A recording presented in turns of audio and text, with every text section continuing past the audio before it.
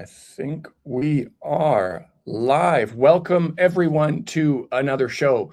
I'm Daniel Dumbrill and I have Carl Zha with me again. And today we're going to be reacting to Trump's visit in China, going through various incidents, tweets, reacting to reactions, all kinds of fun stuff. It's going to be a really fun show. How are you doing today, Carl?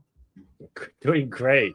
See, I'm prepared. I've got my American flag and Route 66 shirt.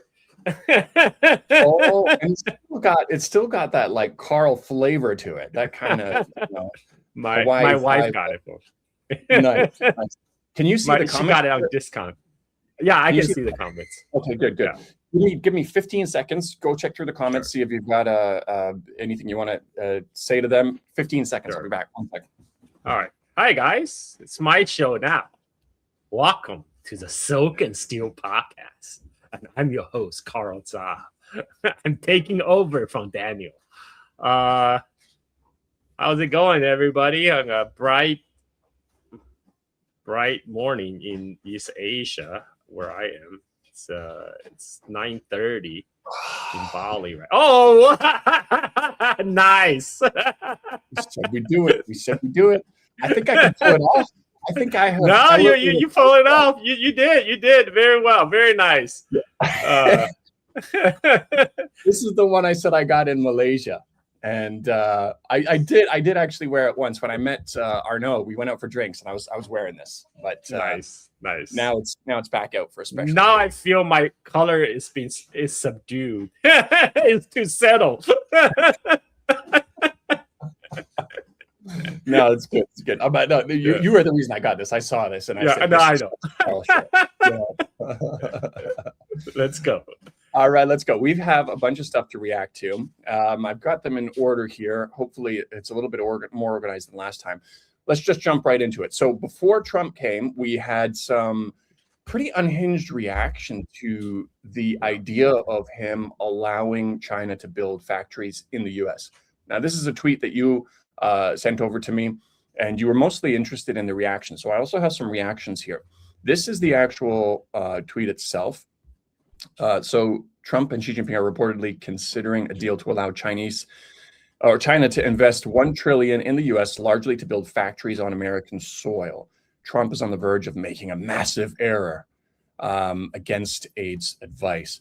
And then we'll get into like why this is ridiculous to start off with. Do you want to say something first before I go into some of the reactions?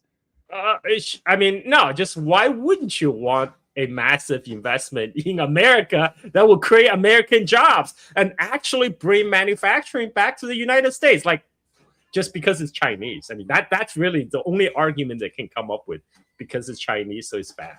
And yeah, I mean, the whole thing that they were concerned about was that with China rising, China's innovation, it's taking jobs away from the U.S. And now that China has all the tech that people want, and they're saying, all right, we'll come and build it on your soil. Like, it is the perfect solution to a problem that's not going to end anyways. Like, they have to find a solution to this problem. And here China is being receptive to basically a solution on a silver platter. But yeah, let's go into some of the reactions. He's selling our country to China while giving control of our country to Israel. But you keep seal clapping, Laura. That's what you do best. So that was responding to somebody else, I think, who had a more positive take on it. So besides being owned by Putin, Trump is rented to Netanyahu and now Xi. Y'all total submorons voted for this guy who sold the country out piece by piece. And then this guy, I think this is a fallen guy. Is this a male or female? Her. It's a her. Okay. Apologies. So Xi Jinping, I think she's part of the Falun Gong. She's a pretty big on like the Republican side. Like I don't know if she's associated with Falun Gong or not, but she's a kind of right-wing Chinese American person. The level of tweets that she usually has is Falun Gong level of, that's for sure. But so she's like a huge Trump supporter now, absolutely flipping out, of course. The only way to deal with the CCP is by decoupling. And then this one had a little bit more substance, but still ridiculous. Foxconn suicide camps will be next because they do not adhere to our labor standards, just like India does not. This means over time, all labor protections will eventually disappear. Where has India created factories and jobs in America and not adhered, followed the local laws? I mean, that situation doesn't exist. I think he was just referring to the fact that Apple moved some production of iPhone to India. Foxconn moved some of their factory of iPhone to India. People are just like talking out of their butt. I mean, like, this is. Yeah, I mean, even if they want to believe that the conditions are like that in the factories here, it's completely irrelevant, because it would. Why wouldn't United States government enforce its own labor laws? Now that would be the question, because if you say, okay, the labor standards are different from China and United States, okay, then why would not United States enforce its own labor law on U.S. soil and require all corporations, including foreign companies, to adhere to the U.S. labor law? I mean, it's very simple, but because of China bad, of course. Yeah, I mean, it's just there is no room for so many people to be reasonable or to think about anything critically when it comes to China. Like, this would be an ultimate win for the U.S. But yeah, let's go on to the next one. We can interact with the audience too a little bit. So we have Storm 8360. Yeah, paranoia, racist driven paranoia. That's for sure.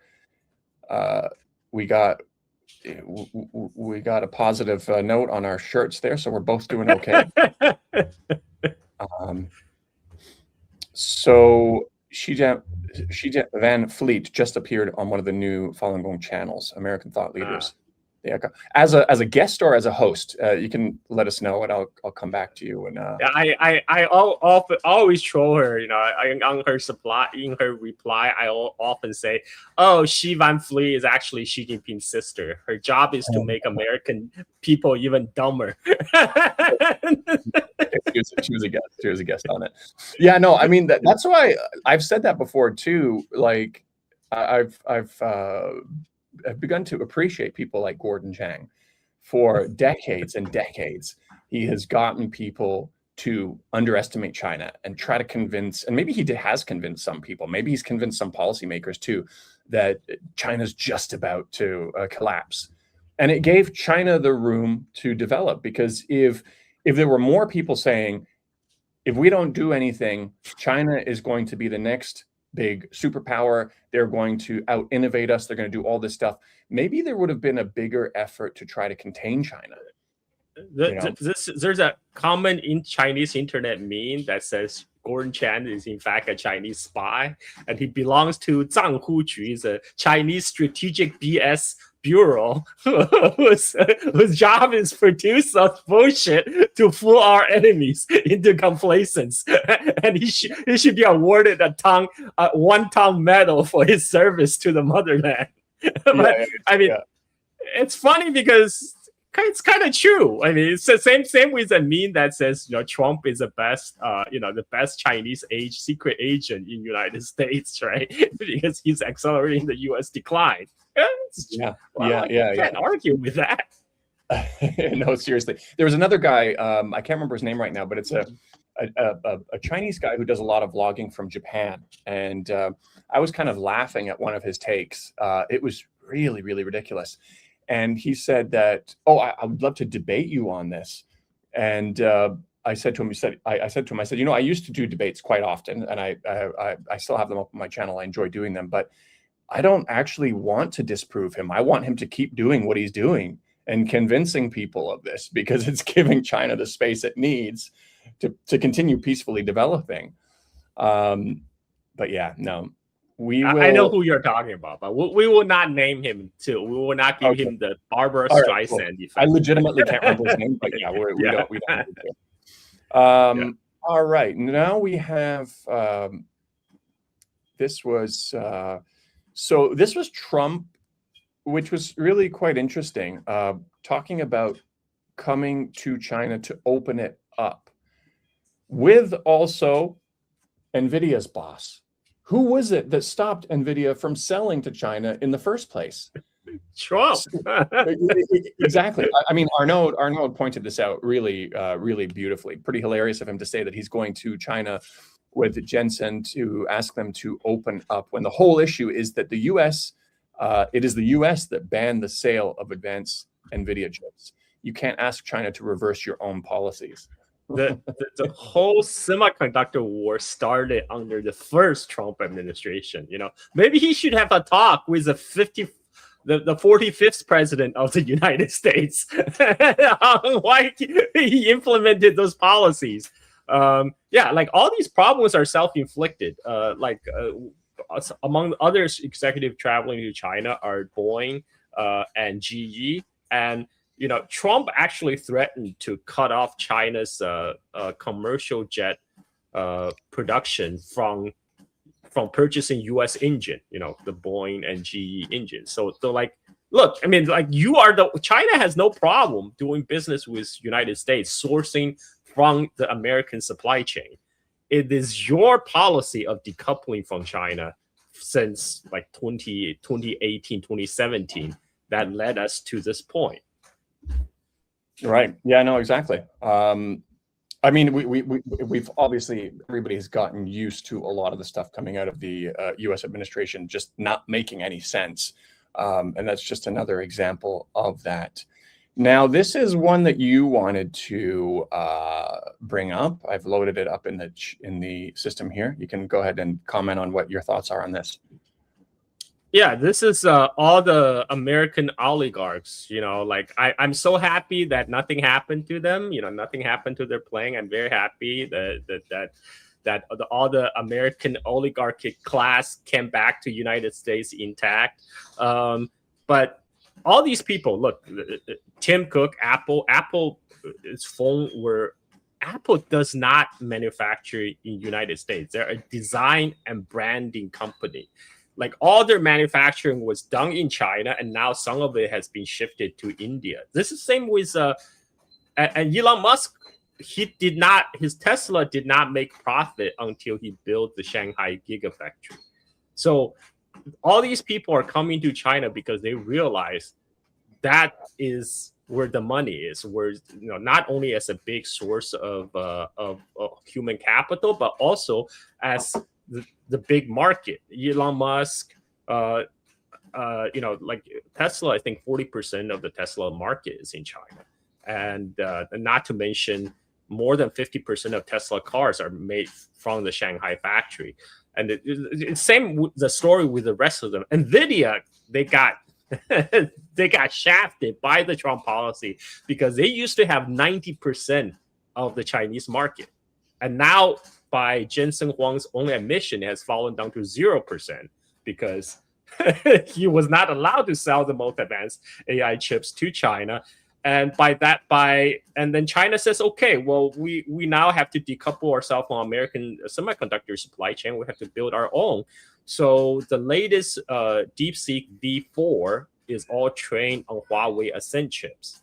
And suddenly it looks like China might not need NVIDIA chips. This is why when Trump administration have lifted the export control on H200 AI chips to China, which is not the most advanced anymore. It's a step down from the latest Blackwell chips.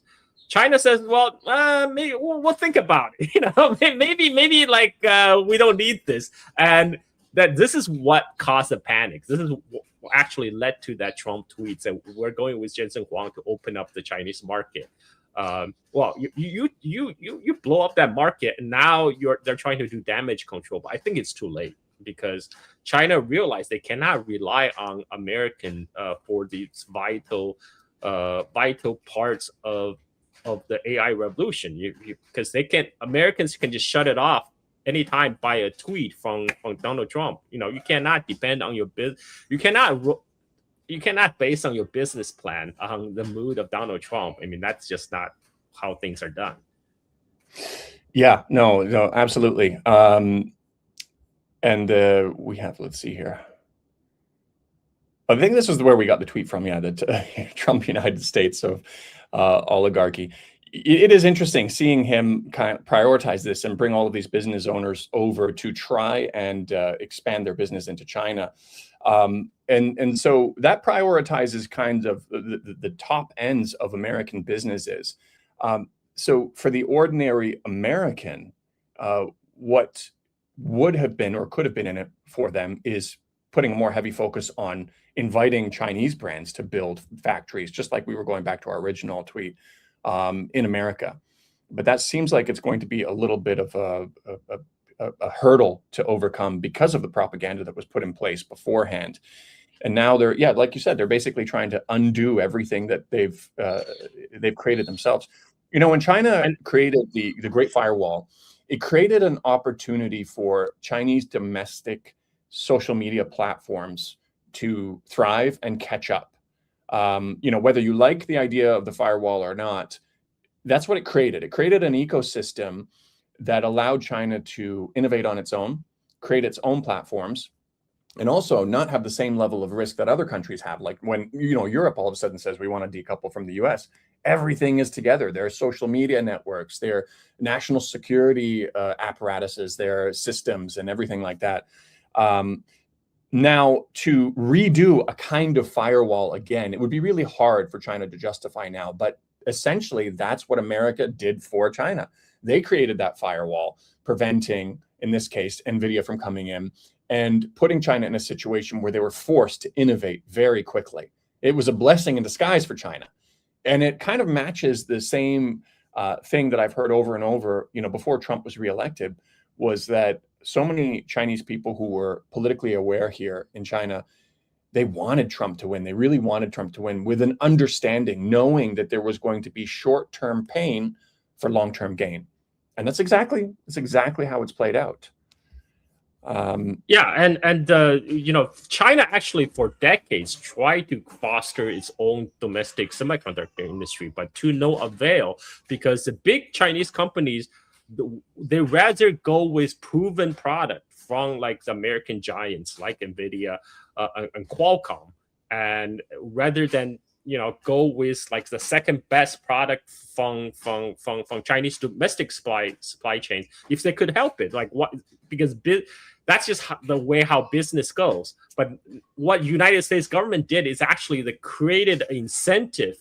Now the big, you know, the big Chinese companies, they have no choice. They cannot have to get their hands on the American chips. They have to rely on the Chinese domestic supplier. That jump boosted the Chinese domestic semiconductor manufacturing sector. And you know, this Trump administration is just waking up belatedly to the fact that they would actually want to have China to dependent on U.S. supply chain, like in terms of AI, in terms of NVIDIA's AI chips, like give them out like the second best, you know, H200, but not the latest, the Blackwell chips. So China will always remain a step behind. This was a strategy by the global auto industry, by the way. You know, they have been doing a lot of business in China up to 2020. Foreign brands, they have about 80% of the Chinese auto market, which is the world's largest auto market. And their practice is being they ship to China like products that's one generation behind. So the car they produce in China is always one generation behind. So their local competitors cannot just simply copy and paste. And so for the longest time, the Chinese domestic car industry always lagged behind their foreign competitors, until they were able to leapfrog the technology by switching to EVs rather than sticking with internal combustion engine. And that's how they're able to change the whole dynamic. But yeah, so this is unexpected. This is you know, Trump administration deserve a big medal, you know, for jumpstart China's semiconductor industry. Right. Yeah. No, for sure.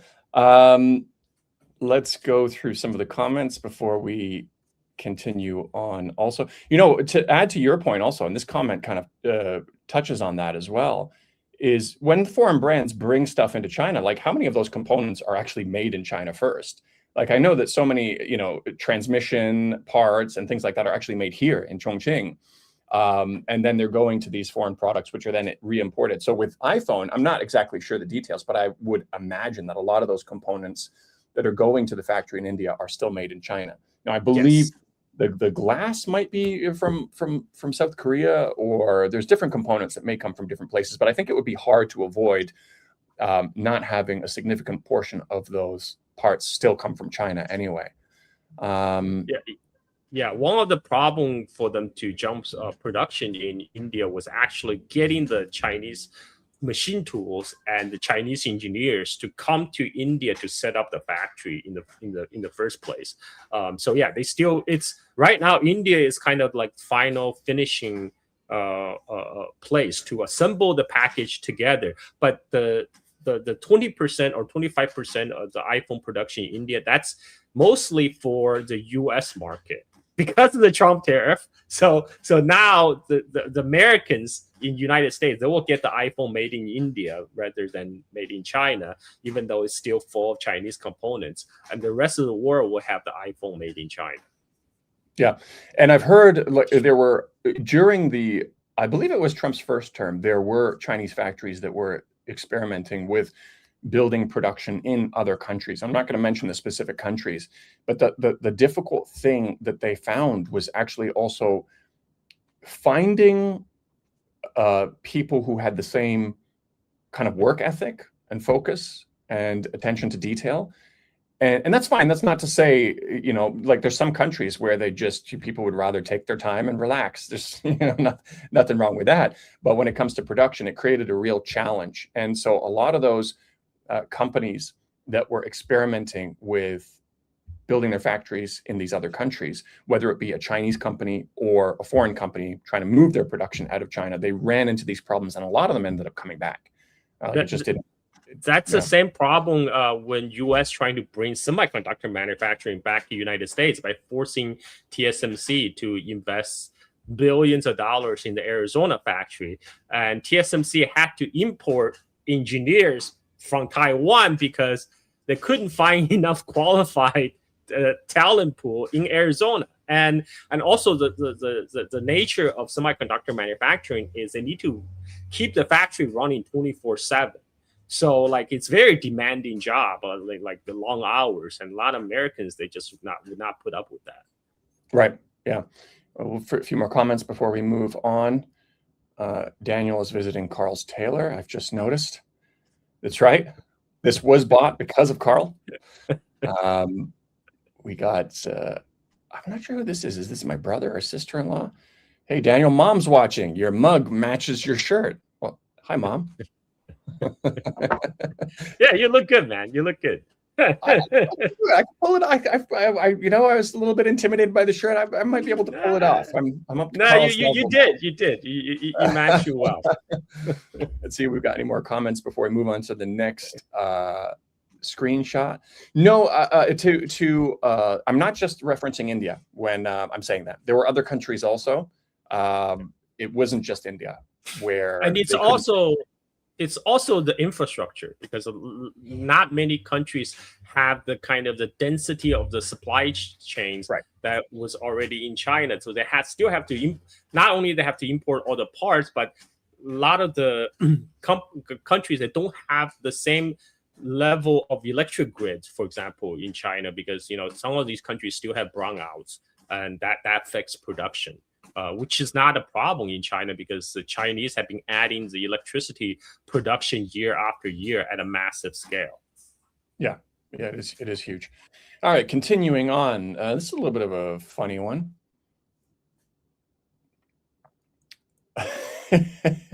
Bro guided Xi Jinping like he was the guest. That is very much a Trump kind of move. It's like, oh, this way. What are you doing?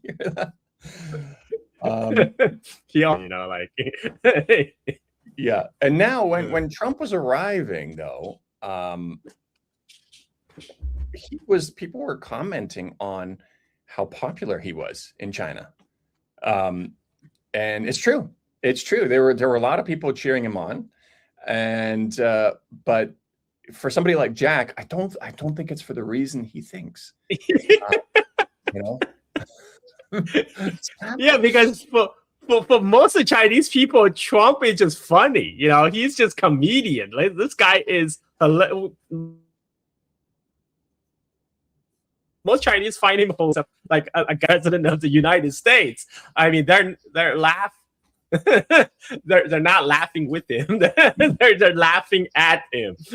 Well, there's a couple other things too. Like, when America has the capability to elect someone like Trump and still have so many people convinced that they made the right decision, of course, some people are changing, it actually reinforces the idea that maybe that's not the right system for China. You know, maybe this meritocracy-based system where it is largely based on results and where the people who are in power are highly educated people, unbelievably. You know, like I met the party secretary for one of the regions here in China, and I didn't realize, like, I didn't really care, and like shook his hand and everything like that. But then the next day I found out that he was in charge of the lunar mission to the far side of the moon, and he was in charge of China's space agency. And I thought, like, wow. And then I was geeking out. I was like, oh man, I wish I got a picture with him. But it's like, that's the story for so many people in leadership. Like, that's the level of people that you have. And there was, for a long time in China, this, I mean, there's always this natural tendency to think that the grass is greener on the other side. But when you see that if you all of a sudden pitted China's population against each other into some sort of battle for this person or that person, where it almost it naturally creates division. It almost naturally creates infighting to say, no, my guy is better, your guy is better. And then finally you can end up producing someone like Donald Trump. Like, a lot of people are just like, oh, thank God we are isolated from that. And then there was the other thing, I retweeted it, and it was pretty popular also, where I pointed out, I'll just read it. So I can confirm this is true. Most Chinese believe Trump has contributed to making China great again. His tariffs and aggression towards China spectacularly backfired, and this forced China to accelerate its innovation out of a necessity to reduce its reliance on others. And the other thing it's also done is it has created the realization to a lot of other countries, especially in the global South, that China is a safer and more stable partner than the US, when all of a sudden they can go off the rails like this. So just as we've been saying all along, Trump has been great for China. And before he was reelected, I put out a video too. I was driving around in my car and I said, why most people want 4 more years of Trump. That was actually just before he lost to Biden. And I was saying that even back then, I was saying, no, Chinese people want him to win. You know, we have, so again, yeah, Jack, you're right. He is popular, but not for the reason you think. He's the best U.S. president for China. And in many ways for the rest of the world too, because it pushed a lot of countries to realize what was always true, was that it is safer to deal with China, at least in terms of stability, knowing that they're going to stick to their deals, all this kind of stuff. And that wasn't as obvious before because of how effective American propaganda was. But now they're looking at any propaganda that's coming out of America or that's funded by the U.S. State Department and thinking, why would I trust this? And it's created a situation that allows the room for politicians in these other countries to explore a relationship with China, or at least diversify their relationship so that they're not relying on just one or the other entirely. Whereas that might have been harder to accomplish if the majority of their own population was still believing in American propaganda, the American dream, all of that stuff, Yeah. So it's also been good for the world. Of course, there are people who are suffering also based on what he's doing in these different countries. But a lot of people still think it's kind of the short-term gain, short-term pain for long-term gain. Although granted, keeping in mind the people who are feeling the short-term pain the most are really feeling it quite a lot when you're talking about places like Iran or Palestine, which probably would have happened anyways, no matter who the president was. By the way, that phrase, short-term pain for long-term gain, is also been repeated across all the right-wing media channels in the United States when they talk about Donald Trump's policy, but they meant it for the Americans. They're trying to sell Americans. So, Donald Trump's tariff is short-term pain for long-term gain. But, I don't think that convinced anybody in the U.S. though. No. They're applying it to something that is short-term pain for long-term pain. Yes. How do you, as we've seen, now they're trying to undo all of their policies and say, oops. And now you have the pain of trying to reopen up China to all of these products that you shut them out from. So no, that's that's not working. We got another one here that we are going to bring up that you just sent me this morning. You can go ahead and explain this one. Oh, okay. So apparently Bison was trying to walk into a meeting with the Chinese leadership, but he forgot to bring his badge. So the Chinese security guard stopped him, say, "Hey, we got to show some credentials. We don't know who the heck you are." And then until his aide finally produced a badge, they were allowed in. I mean, this is it must be a shock for a lot of Americans who are used to American exceptionalism. They will think, oh, how could they do that to our Treasury Secretary? But look, for people in China, they don't know who you are. Who do you think you are? You can barge into an important meeting like this without showing your credential. And he's supposed to have his credentials clipped onto him. We actually have a clip of it. He looked a little bit annoyed by it, but it's American exceptionalism, where he thought, this should be fine. I don't need to clip my badge on as per the policies of this event. Let's go ahead and it's 25-second clip. Here we go.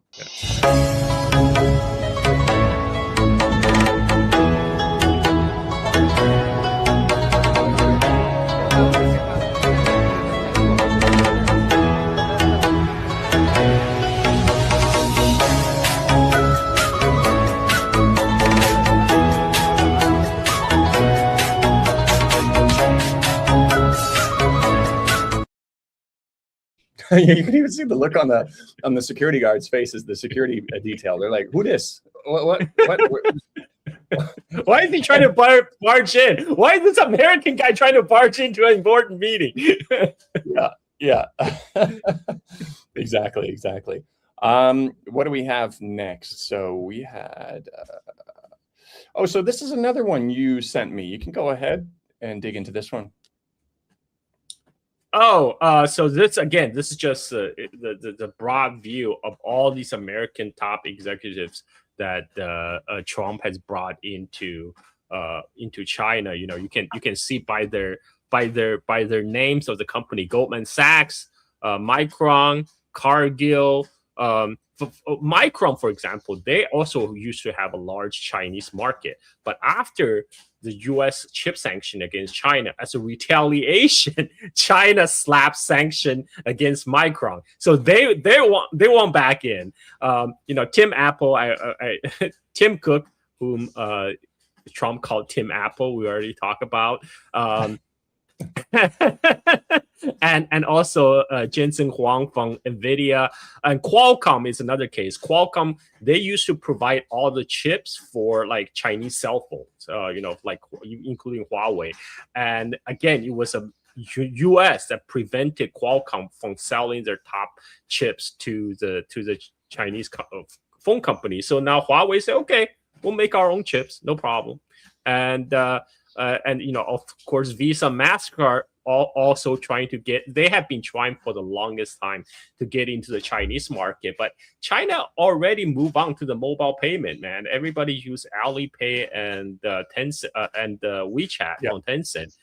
It's so much more convenient. But I'm glad they recently did make it easier for foreign tourists. So now you can use Visa, MasterCard to swipe in at the Beijing Metro. So you can use the Beijing. So like that's actually directly. Yeah, so that's very, it's very new. It just happened. So I'm glad that happened because one of the problem for the foreign tourists is they kind of have to switch to the Chinese ins and out. You have to show me how to swipe myself into the Chongqing Metro, because I was still using the old system where I go to a ticketing machine and type in my destination, figure out how much it would cost, and then I use WeChat to scan, pay the amount, and spit out a plastic card and use a plastic card to. I mean, there's a lot of steps, but you're like, Carl, what are you doing? Just give that to me. Here's your Alipay, here's your WeChat. Click on this app and then generate a QR code. Just scan yourself in. I was like, oh my god, I was still doing the same way. Because I was doing the way I learned back in 2019. Right before COVID, and so I thought, okay, I know how to navigate this. But apparently, China has already moved on for the last 7 years. So yeah, but it will be good for foreign tourists, to be able to use their MasterCard and Visa, at least to use public transportation. It's huge. Yeah, but I mean, thank goodness it is an accessory rather than an integral part of their main system. Because when you look at how easily countries can be cut off from all of these financial systems whenever the U.S. likes. I mean, that was a big wake-up call from, what they did with Russia, cutting them off from the SWIFT system, freezing their foreign assets, cutting them off from Visa and MasterCard, basically doing a pretty effective job at isolating them. Luckily, they seem to have weathered it okay. But even for countries that were against Russia, even for countries that don't support Russia, that's kind of a warning sign saying, okay, well, we're allies with the U.S., we're friendly with the U.S., but this is a risky situation to be in, that they can just use this as a weapon whenever they want, Yeah. In fact, where I am in Indonesia, like there's also QR code for payment everywhere. And one of the U.S.-Indonesia tariff negotiation demand from the United States is they say, oh, this Indonesian QR code of a mobile payment is unfair to U.S. credit card vendors like MasterCard and Visa. It's very hostile. We don't want that. We want you to scrap your QR code system to allow the MasterCard and Visa have a level playing field in Indonesia, which is ridiculous. They can't do that in China, by the way. In China, they come as supplicants, not as the one issuing demands. Yeah, no, exactly. Now we will go. Oh, so this one got a lot of reaction.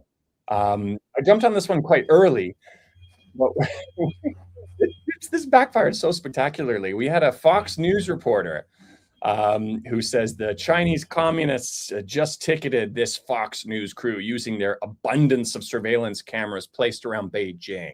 There are literally cameras everywhere. They see everything. Our driver parked illegally for 2 minutes and got a ticket for $40 because they saw it on the camera. This is communism. It's what the Democrats want. I mean, they have traffic cameras and ticketing in the U.S. also. But let's, that aside, let's take a look at his video. Here we go. Big Brother is watching. There are literally cameras everywhere in Beijing. We are outside the Hadian station, and I can count at least 20 on this corner. In fact, in Beijing, they've added 1,500 cameras just this year alone. They see everything. There's nobody jaywalking here because they could get a ticket right away. In fact, our driver parked illegally for 2 minutes, and he got a message on his phone that he got a ticket for about $40 US because they saw it on the camera. Now, there are real questions what the CCP's goal is about citizen tracking and social scoring. They say it's to make everybody feel safe. These cameras are watching every minute. They're everywhere. And while they're watching us here in China, we hope you continue to watch. Special report from Beijing. First of all, I have nothing. I have nothing against the principle of you getting ticked, but he's lying because in Beijing, people actually have a 10-minute grace period. That's right. They send you a message on your phone and give you a warning.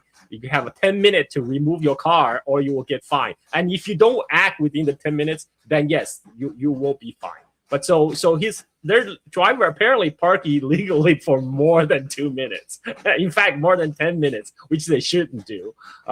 And the Chinese citizens actually caught him doing something else, which we'll wait for that. Okay, because that's hilarious. So let's break down that thing. So there's a few issues. Yes, I've gotten those warning messages also. If you park somewhere where you're not supposed to park, they send you a message. It's actually even more than that, because I remember when I was picking my kids up from school here in Chongqing, the school parking lot was already full, so I parked at the side of the road temporarily. I went in to get the kids. We got an SMS message. And I still managed to finish the pickup and get back to the car and drive off, and we never got any ticket. So I think perhaps on paper it's 10 or 15 minutes, but they sometimes give you even more. I have heard that if it is particularly obnoxious parking, like right on a pedestrian walk or something like that, there may be an immediate ticket, but I've never heard that happen before. Every single person I've ever heard from, they always got a warning. And then the other issue is that 300 renminbi, I think he said, or $50 US, that's not the parking ticket amount in Beijing. The maximum parking ticket is 200 renminbi. So either he's just lying to exaggerate it a bit, or his Chinese driver just wanted to pocket an extra 100 renminbi and ripped him off, in which case, great. I'm glad to hear that. But I mean, I have parking. I have done my time in the United States. I lived in the US for almost 30 years. I had my car. They put a boot on my car and they had it towed. Then I have to go to the carpool, go to the pond for the car. I had to pay for the not only a fine, but I have to pay a fee to get my car back. I mean, like that, and that's more than $40. I pay like more than $200 on locations. Yeah, that's right. Somebody had responded to it also and said 2 minutes. That's amazing. Even if he believed that story, he said, immediately that you got a ticket or whatever. He said that when I get a ticket by mail in the US, it takes 2 weeks for me to figure out that I got a ticket. And by then, if you want to dispute it or something like that, you're probably not 100% clear on where you were parked, because there's a dispute system here too. If you don't agree with the ticket, you can go through the process. And I've had a ticket canceled before, but immediately, even if you wanted to take the story at face value, that he got ticketed immediately without a warning. There was also somebody else who posted this. He said, now do Washington, D.C. Traffic cameras everywhere. Traffic cameras for parking, moving violations, whatever it is. Like, find something else to try. Like, they're so desperate to find something. They show up in China and they're looking around. It's like, all right, how can we, report on this negatively? They even did the famous BBC filter thing on a lot of their coverage. They darkened the skies of Beijing and they changed it to a more gloomy atmosphere. It's like they're so desperate and dishonest. Now, on to the point that you said, which is great. He says that there are so many cameras that nobody dares to jaywalk around here. That would be, you would be in big trouble. So, well, Mr. Fox News reporter, let's take a look at what you were doing and where you were reporting from. Here we go. Comer. What doors are changing? What town? Why be the Xi Jinping的做的还是快？悄悄现在谁还有瓜？这都是大风里的瓜。你先回我，先回了。给我调一个行。这个怎么样的瓜保守吗？我开水果摊的能卖给你生瓜蛋子，我问你是保守吗？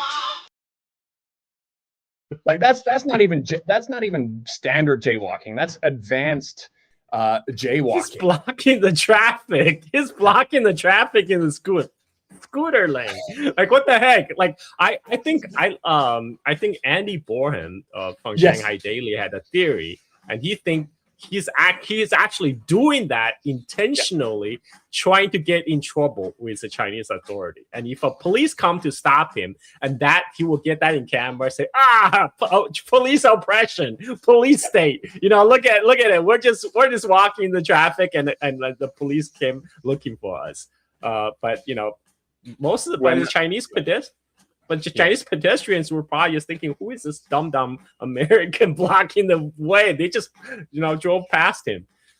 Yeah, if it was the other way around, if it was a Chinese reporter doing that, there's a good point that was made here. If this was a Chinese person in America, there'd be, millions of dudes talking about their fantasies of running him over.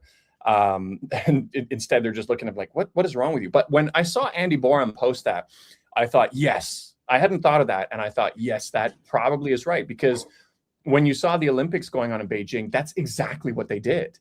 Like you saw them post this clip that looked really bad on Chinese authorities. And then, a few days later, you saw the whole clip that somebody else captured. And you're like, oh, hold on a second. They instigated that whole thing. And that does look very much like an instigation. Like, who thinks that's reasonable? Like walking through the middle of a busy street like that with your camera crew, trying to disrupt Beijing traffic the way that you did, you're looking for trouble. And he even said in the video before he found trouble, is that you will get trouble if you jaywalk here. That's the problem with all these cameras. And so you can imagine that in his mind, that reinforces Andy's idea even more, that that's exactly what he was hoping to do, was provoke a reaction and have some Chinese traffic police come up and create some sort of a hostile confrontation. Yeah. Now, so we have more stuff that happened as well. We have, so this is an interesting video that you sent where, let me see if I have it here.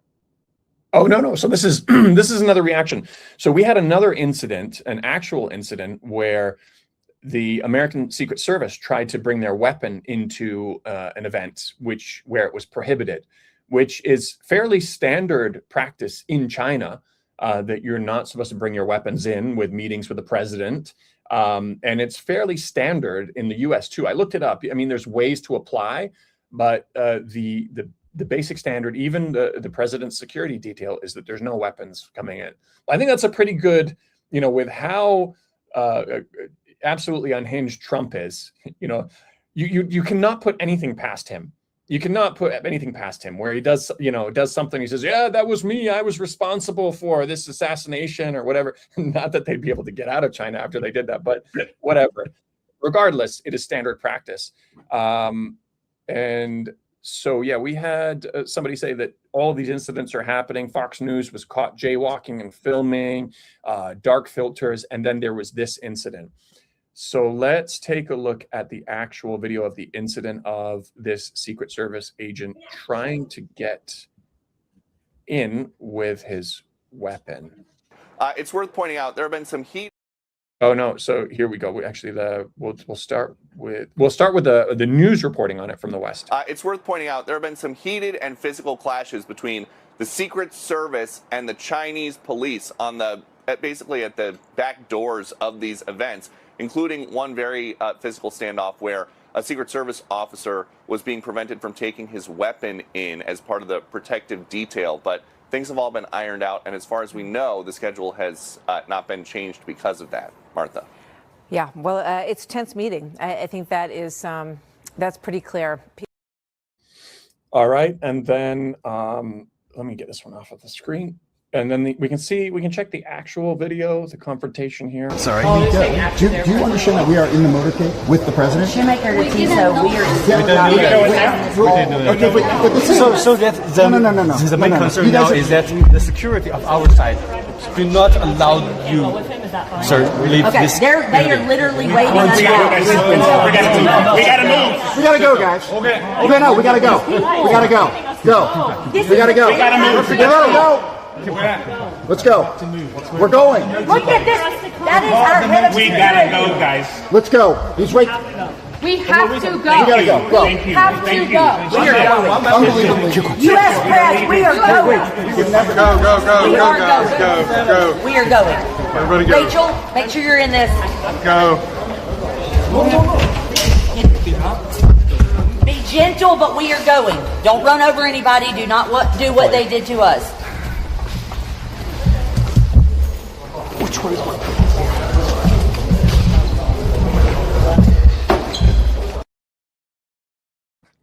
I don't know what that means. I don't know if they got in with their weapons. What does that mean? Don't do what they did to us. No Americans got run. Like, what is going on? There's let me see what I have here loaded up. Oh yeah, that's just for the report.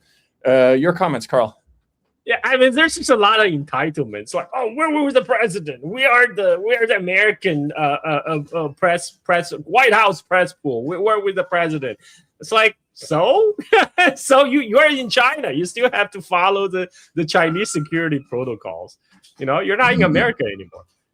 Absolutely. And then we had so let's see, we had 21, 22. Oh yeah, so we had a video that you wanted to comment on. It's also Secret Service related, but on the China side. At least that's what I think here. Let's take a look at some of the hosts at the banquet, and some people were zooming in on them and focusing and saying, well, let's take a look at the video and we'll talk about it after. It's 32 seconds. Here we go.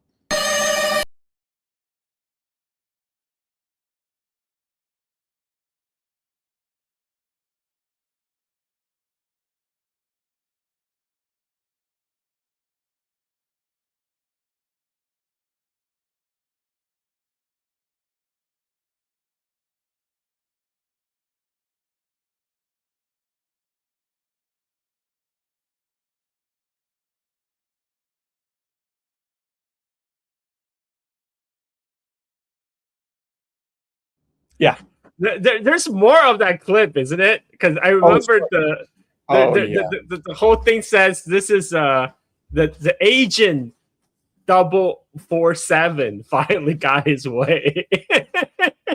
Yeah, I think I accidentally clicked it, but I have no way of fast forwarding if I started again. But yeah, those aren't ordinary just hostesses. They're actually looking around. They're probably, people were saying, probably trained in kung fu. The kind of person that you could probably make a movie out of, like whatever training and all that kind of stuff they go through. Like that does look really interesting. Yeah, I do remember. Yeah, at the end of the video, it showed Trump. It looked like he was going to, but I saw after it said that, well, it had an American seal on it, but that was clearly in Xi's spot. And then he's Xi's spot, yeah. You know, and opening it up. So I don't know what's going on there. Wouldn't put it past him. That's for sure.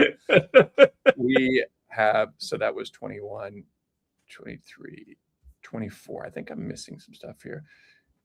Oh yeah. This was kind of cool. Trump was preparing before his speech, and some people pointed out that that's kind of rare. You don't usually, you just see him kind of winging it, but I think this goes to show how serious he took this meeting that Trump, of all people, was preparing beforehand. This is a photo op opportunity for him, because he want to put all the Epstein files or the failure to open the Strait of Hormuz behind him. You know, he want to position himself as a world leader, you know, who gets the audience with Xi Jinping. So this is why he's going to Beijing in the first place, you know, because he want to project the image of success, of winning. Right, exactly.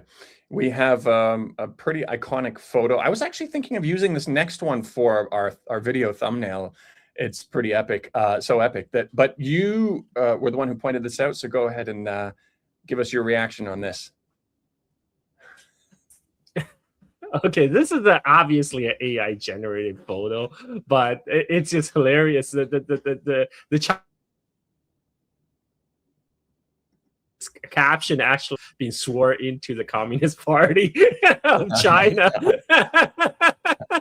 There were really good memes. There were really good memes online of the whole thing. Right from when the visit started, like there was a good AI video that was generated of Jensen running up, trying to catch Air Force One at the last minute, because it didn't seem like he was invited in the beginning. And no, the Chinese internet was lit up with all kinds of really funny memes. We should do some shows sometimes where we just bring like what they're talking about in China, different Chinese memes, how they're reacting to the news onto YouTube, onto this live stream. I think that would be pretty fun. Yeah. So now Trump was asked the most obvious question that media asks afterwards, saying, is President Xi a dictator? He's a ruler. He's the president of China. I don't think about it. You have to kind of make this up for yourself. Now, he has called Xi a dictator before, but obviously that's not what you want to do when you come over and you're trying to build a relation. But that's exactly what Biden did, though, when he left. They spent months and months and months trying to come up with some sort of a deal to build friendly relations. And then as soon as he got on the plane on the way back, or it was once he was back, the media asks the question and he says, yeah, absolutely.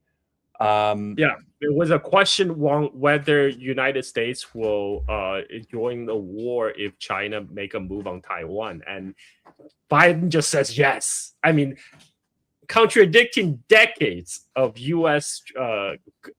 policy of strategic ambiguity by just like scattering all that to the wind and say yes. And then the White House have to walk back after that interview and say, no, he didn't mean what he said. He's a senile old man. Well, they didn't say he's a senile old man, but it says that part was obvious. Biden.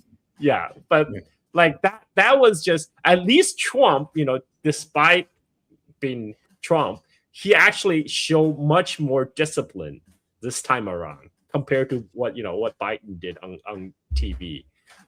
Yeah. I think if I remember correctly, when he answered some of those questions, there were some that were answered in a more sit down interview, and even his Secretary of State sunk his head down after that. Secretary Blinken. Yes. He's not a pro-China guy. I mean, he's pretty aggressive towards China in his language also, but even he understood. He was like, oh, shit.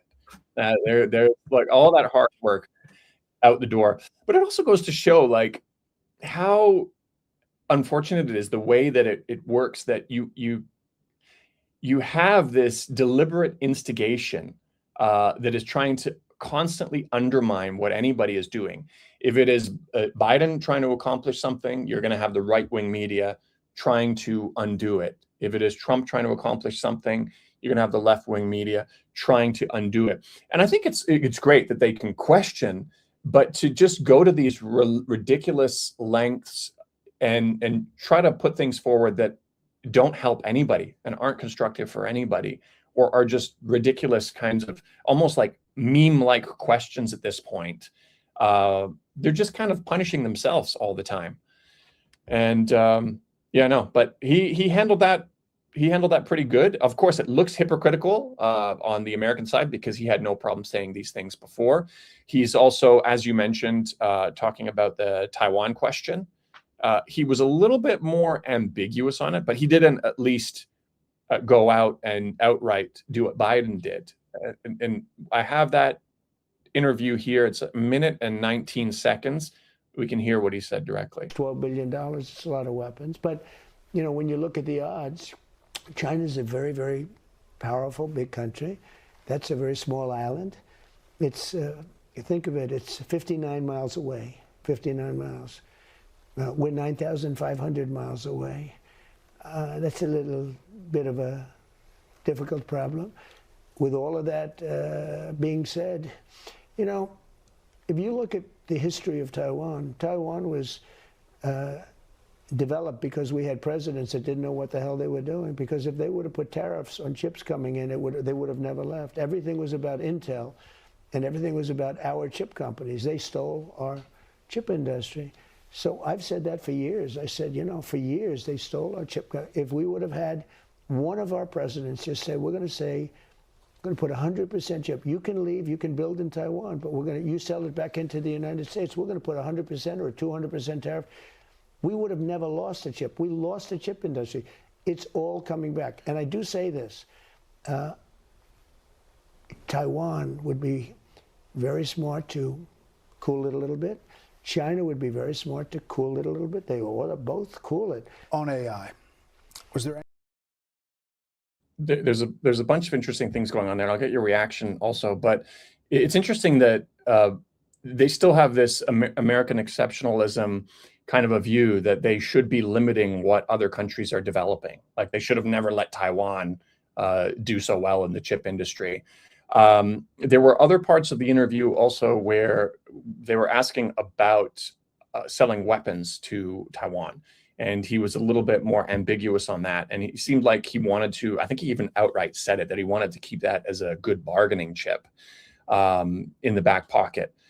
And I believe in the same interview, he talked about Chinese students in America, saying, of course, we should. He said it's so insulting to say that we shouldn't accept Chinese students. That's exactly what he did. And that was him, to begin with. And he said, and yeah, like, do you want our kind of, not word for word, but do you want our universities to go bankrupt? Once again, exactly what we were talking about, trying to undo the damage that he himself did. That seems like what the entire administration is, including with, closing the Strait of Hormuz, everything, including that. I'll let you react to some of the stuff that he said in these interviews also. Well, I mean, a lot of media pundits are acting shocked. Oh, how can Trump say that? How can Trump mention the fact that Taiwan is a lot closer to mainland China than it is closer to the United States? But that's just fact. Trump is just mentioning the real fact that United States would fight the so-called terrorists to cross the entire Pacific to fight a war with China when Taiwan is just on the footstep of mainland. And this is just cold reality. And so there's nothing wrong with that's accepting foreign policy could do a lot better if it's reality based, if they adopt a more realist approach. And about this Chinese student, they're not 500,000 Chinese coming over to America, by the way. We have the stats. They have about like 250,000 coming over every year.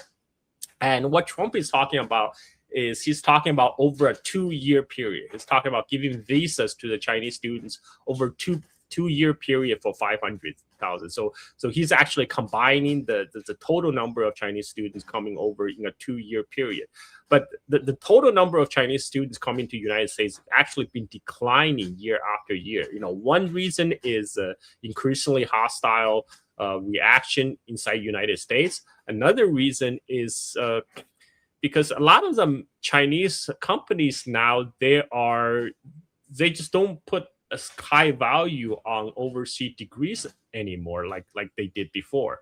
Now it's well known in China, like sending your kids overseas kind of loophole, especially kids from like upper middle class or rich families who wouldn't otherwise get into like the elite Chinese university like Tsinghua, Beida, or Fudan.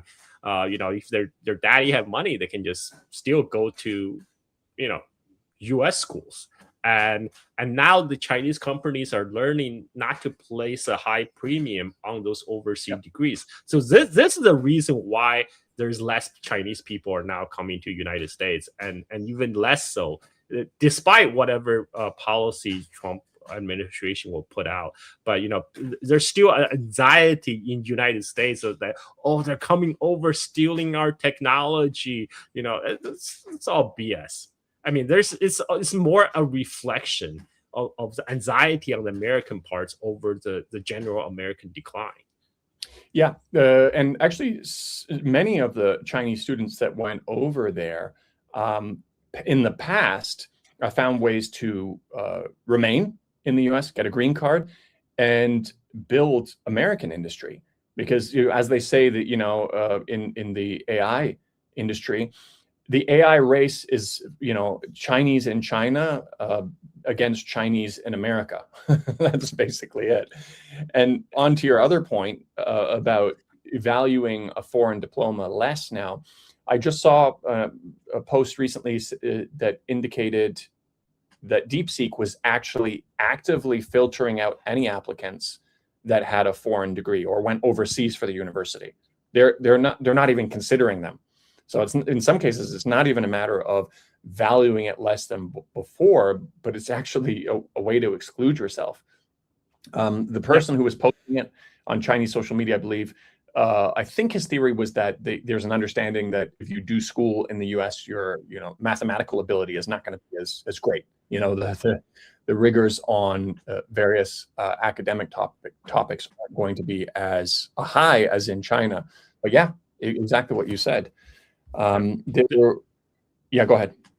The DeepSeek founder himself was wholly educated in China. He never went overseas. And the top 50% of the AI talent in the world came straight, they graduated from Chinese university. They're not even Chinese Americans. They're like Chinese straight from China, graduated Chinese university, but came to work in United States. So, that is a fact. Yeah. On the point of Taiwan, also on the interview, we have a comment here. Well, if the U.S. sells weapons to Taiwan, don't complain if China sells weapons to Iran. That's a really good point, because you always hear these accusations and complaints that China is selling weapons to Russia and Iran. I mean, if there is a consensus that this shouldn't happen or that this is wrong, well, even more so, that should make it even more of a violation when America's own policy recognizes a one China policy, and they're selling weapons to a portion of that, which could end up being a conflict between those two sides. I mean, that should be even more obvious, that this shouldn't even be something that's discussed as a bargaining chip.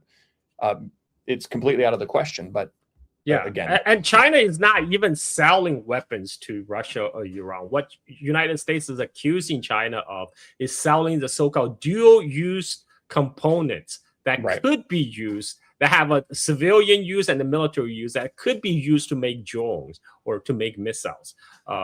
So China is not selling missiles to Russia or Iran, but China is selling chemical precursors to Iran that could be used to make missiles, or China is selling engines to Russia that could be used to make drones. These are the things that U.S. is accusing China with, when United States itself is selling billions of dollars of U.S. weapon system to Taiwan directly. And on top of that, this is actually not great for Taiwan either, because the state of the U.S. military industrial complex mean when Taiwan pays the money up front, it often takes them decades to take delivery. By the time they receive those U.S. weapons, they're all already outdated. But that's the whole point. It's a grid for the U.S. defense industry. Taiwan was a good customer, and they get paid up front, and they can take their sweet time, maybe like 10, 15, 20 years to actually deliver. And so for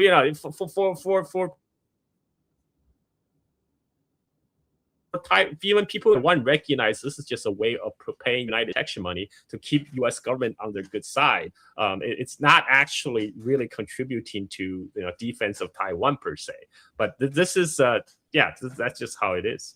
Yeah, no, definitely. We are coming up to our last few clips here. Now, I don't know if you've seen this. This was some British coverage of the meeting. I found it really funny when I heard it. So I'm going to play it, and you tell me if you notice something about this clip with the language. I'll play it first, 2 minutes, and then we'll talk about it. Donald Trump and Xi Jinping might have looked like friends, but behind the Chinese president's words was a pointed message and a veiled threat. That might sound bland and inoffensive, but what Xi means is that America is declining and China is rising. That's the change he's talking about. And the first time he used that phrase in public was in Moscow in 2023, when he met his friend Vladimir Putin.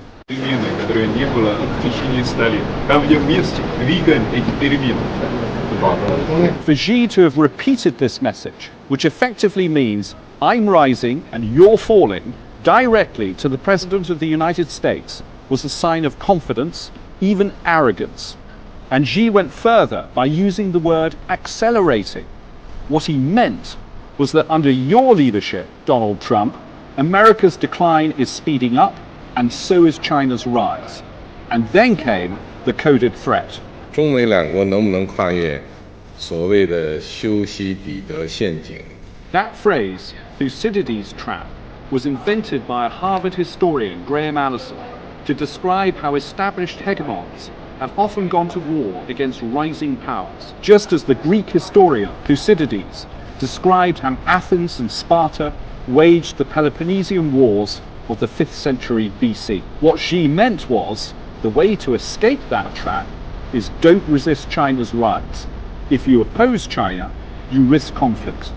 To avoid this, you must accept that change is unseen in a century.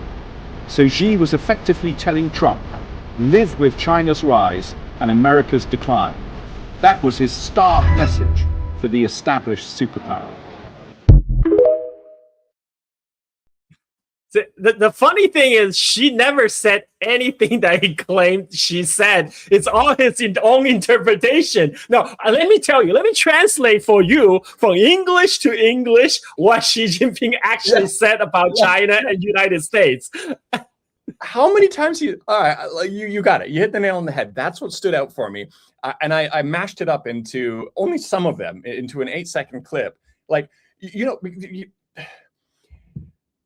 this is something that the Western media has done all the time. They've taken something that is being said to you directly, and then they come up with their own wild interpretation and present it as fact.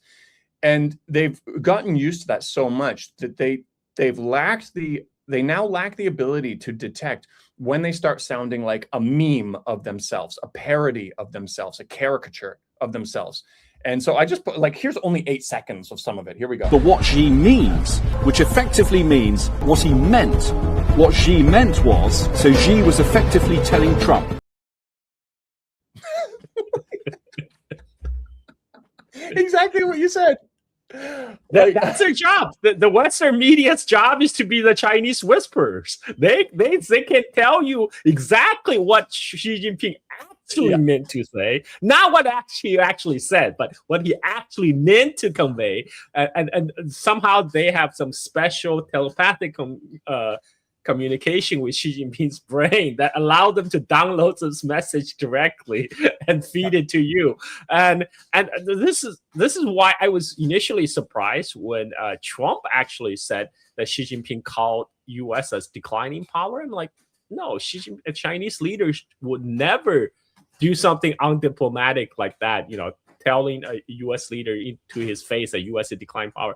What I realized later is because Xi Jinping spoke about Thucydides' trap. Again, this is a term coined by Harvard historian Graham Allison. The idea of Thucydides' trap was that the status quo power being challenged by a rising power, inevitably leading to conflict. And so Xi Jinping says, hey, maybe we can work a way to avoid a conflict. That's what Xi Jinping is saying. But I don't think Trump even know who Thucydides is, and I don't think he can even pronounce the word Thucydides. And somebody had to explain to Trump this concept. And what Trump got out of that is, oh, Xi Jinping just called us a declining power? Okay, what Xi Jinping actually meant was U.S. was a declining power under the Sleepy Joe, but I was able to turn things. I was able to turn things around. So now this is why they respected me. This is why they give me a grand honored reception in Beijing. Again, this is all like, like people, like all these Westerners, you just got to get it over yourself. Yeah, I mean, with Trump in particular, though, he's so eager yeah. Sorry, you cut out there for a second. But yeah, the thing is, Trump is so eager to make himself look good all the time. He'll do it even at the expense of America, where he's the one saying that America is a declining nation because he manages to fit in a compliment for himself. Like, that is what he is obsessed with. It is one of the most extreme cases of narcissistic personality disorder out there, and he's the actual leader of America. But yeah, now we are on to our last one, which you found. This is just out of this world. I have the video also, but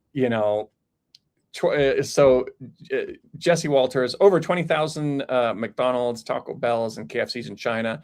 Once U.S. gets its fast food into a country, that's it. They start listening to our music, marrying our women. Just kidding. We don't allow that. That's basically now an American colony. We'll play the clip and I'll let you react to it. But it's unbelievable. Like you would think that this is like him just trolling China, but this is for his American audience. He really is this unhinged, legitimately. It is not for Chinese audience consumption. This is real news in America. And here we go. It is 55 seconds long. It is our last clip. The Chinese have made major inroads into the American restaurant scene. But get this. There are over 20,000 McDonald's, Taco Bells, and KFCs in China. And they're growing every year by the thousands. And once the United States gets fast food into a country, that's it. Fried chicken, Big Macs, chalupas. They start listening to our music, watching our movies. They start marrying our women. I'm just kidding. We don't allow that. But that's basically now an American colony. We got them hooked, and it's pretty much over. The Chinese have a history of expanding and then collapsing, expanding and then collapsing. So Trump, the strategy is ride it out peacefully as they expand alongside them peacefully. And when they collapse, you feast on their carcass. Well, before you get into that, like this is he just seems like that stereotypical in an American movie, like that dumb like football jock that maybe got tackled too many times and his brain rattled around in his helmet or something, but now he's on TV and his commentary is actually valued. But you break down or what your reaction is to that. That's exactly what I was gonna say. He is like the stereotypical ugly American, full of stereotypes, and except he gets to pontificate on this on TV instead of a parody. Right, like it will be funny if it's a comedy. Like, okay, we're all laughing at him, except he's taking himself seriously and trying to pontificate to his American audience, on Fox News on how this actually the world acts. It's just, oh man, there's zero self-awareness, right? I mean, like what McDonald's and KFC. Well, it's true. KFC is everywhere in China on every street corner. I have to say the McDonald's and KFC in China taste much better than the ones in America, except for the fries. But everything else tastes much better. and for one thing, they don't put high fructose corn syrup in their Coca-Cola. Yeah. and their ice cream machine actually works. Yeah. And then I would doubt that they'd be able to get away with the same food in China. I would say the exception for me as a Canadian is Tim Hortons in Canada tastes better than Tim Hortons in China.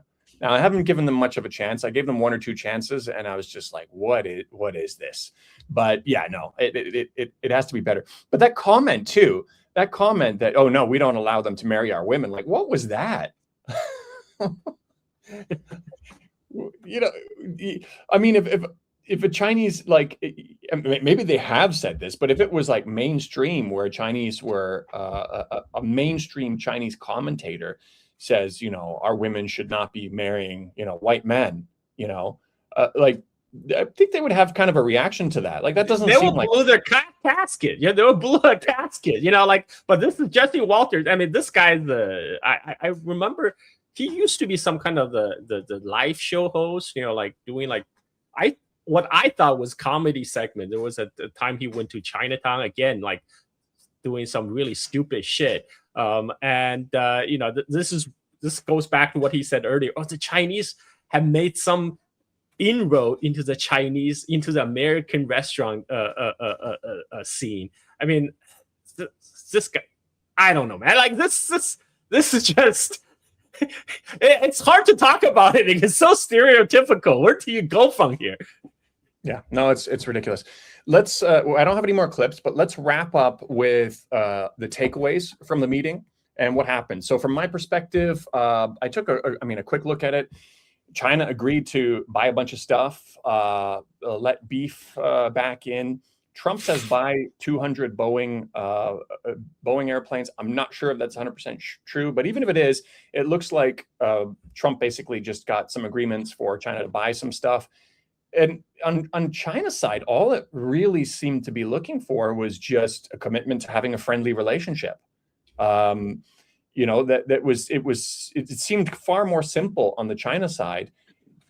And that goes against the narrative that Western media is always trying to push, that China's looking for something from us. They're, you know, they have these hidden agendas. That would have been a perfect opportunity to present these hidden agendas or these more, you know, direct requirements. But on the China side, and you can correct me if I'm wrong, if you've seen more, it just seemed like more just friendly relations, recognize reaffirm your commitments to the one China policy. Obviously, Trump was also asking or begging China to try to do something about the Strait of Hormuz problem that he created. But it seems like, you know, an all right situation for the U.S. and for China. It's more simple. It's like, we want what we always wanted, a friendly relationship, which kind of goes against what that British reporter was saying too, that no, there's a hidden message, move aside, we're taking over. But actually, when he mentioned the Thucydides trap, it's exactly what you said, avoiding conflict, coexisting, working together.